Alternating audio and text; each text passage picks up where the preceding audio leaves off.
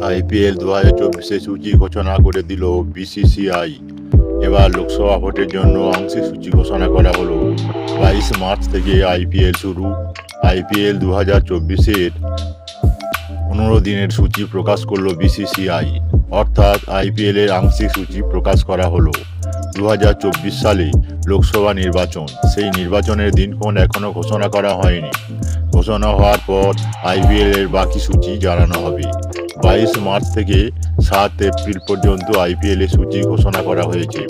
প্রথম ম্যাচে খেলতে নামবে চেন্নাই সুপার কিংস এবং রয়্যাল চ্যালেঞ্জার্স ব্যাঙ্গালোর। মহেন্দ্র সিং ধোনি এবং বিরাট কোহলির লড়াই প্রথম ম্যাচেই। গতবারের চ্যাম্পিয়ন ছিল চেন্নাই, সেই সুবাদে তারা প্রথম ম্যাচ খেলবে। চেন্নাই ঘরের মাঠে চিপকে প্রথম ম্যাচ খেলবে। 23 মার্চ প্রথম ম্যাচ খেলবে কেকেআর।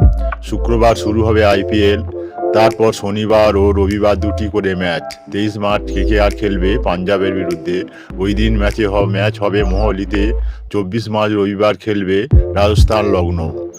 রাতের ম্যাচে গুজরাট মুম্বাই। গুজরাট বনাম মুম্বাই ম্যাচ নিয়ে এবার বাড়তি উত্তেজনা রয়েছে, কারণ রোহিত শর্মাকে সরিয়ে এবার হার্দিক পান্ডিয়াকে মুম্বাই ক্যাপ্টেন হিসাবে বেছে নিয়েছে।